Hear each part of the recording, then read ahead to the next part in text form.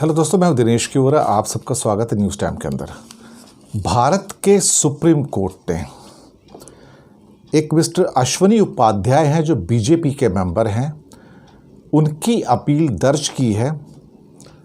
और पहले ये छोटे कोर्ट में होता था, अब ये सीधे सुप्रीम कोर्ट में गए कि वही मामला जो राम जन्मभूमि के बाद कृष्ण जन्मभूमि और ज्ञानवापी मॉस्क काशी, उसको उठाया गया और कहा कि 1991 का जो एक्ट है वो ये कहता है कि 1947 के बाद जो ख़ास तौर से धार्मिक स्थलों की स्थिति है उसको डिस्टर्ब नहीं किया जाएगा।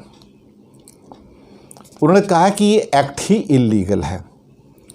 आज 30 साल के बाद इसकी इल्लीगैलिटी सुप्रीम कोर्ट को भी नज़र आनी शुरू हो गई है और उन्होंने अब नोटिस इशू किए हैं केंद्र सरकार को और बाकी लोगों को। दरअसल भारतीय जनता पार्टी देश में नफरत का एक समुद्र लाना चाहती है। अब वो दुश्मनी के ऊपर उतर आई है और अब वो सोचती है कि मस्जिद तो तोड़ नहीं पाएंगे तो सुप्रीम कोर्ट से ऑर्डर ले लें और तब तोड़ें। लेकिन सुप्रीम कोर्ट ने अगर ऐसा ऑर्डर दे दिया और ये कहते हैं कि 1192 यानी कि आज से 1000 साल पहले की जो स्थितियां थी उसको रेस्टोर किया जाए। अब ये ऐसा लगता है कि जैसे Bharatiya Janata party, VHP, RSS, ये सारे बजरंग दल, ये सब एक ही हैं और इनके ऊपर एक जुनून सा सवार है इस टाइम।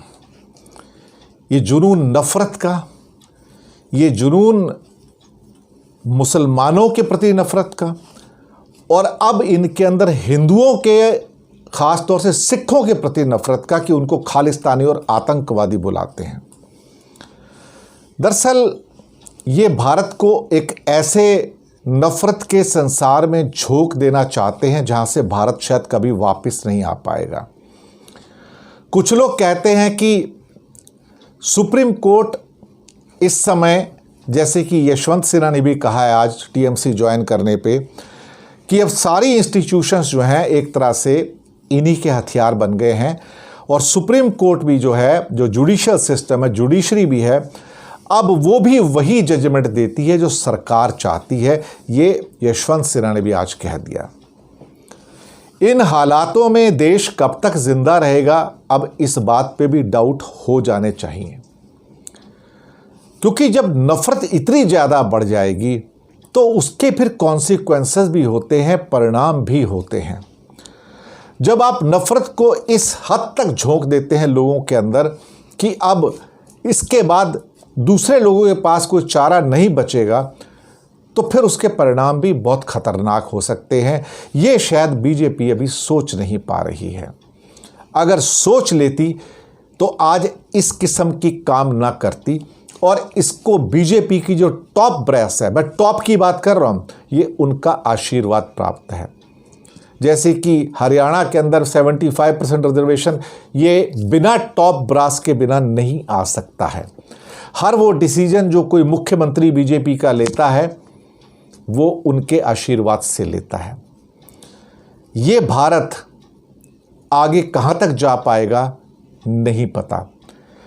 मोदी जी अमृत महोत्सव की बात करते हैं 75 साल की, लेकिन इस अमृत के अंदर उसी समुद्र मंथन में से जहर भी तो निकला था, विष भी तो निकला था, जिसका नाम हलाहल था, जिसको शिव ने पिया था। अब ये बीजेपी दूसरा विष निकालने के चक्कर में है। अब क्या करेंगे? अगर सुप्रीम कोर्ट ने इसके ऊपर भारतीय जनता पार्टी के पक्ष में निर्णय दिया तो शायद आने वाले दिनों में भारत के अंदर आपको कुछ ऐसी घटनाएं देखने को मिलें जिसकी अभी आप कल्पना भी ना कर पाओ, क्योंकि फिर उसके बाद लोग कहीं ना कहीं अपने धर्म स्थलों को बचाने के लिए तो आगे आते हैं और यहाँ भी आएंगे। इसलिए इस सेकुलर इंडिया में, इस डेमोक्रेटिक इंडिया में अब सरकारें सोच समझ के आगे बढ़े तो ज़्यादा अच्छा होगा, वरना उसके परिणाम के लिए फिर पहले से तैयारी करके रखें कि क्या हो सकते हैं। शुक्रिया आपका।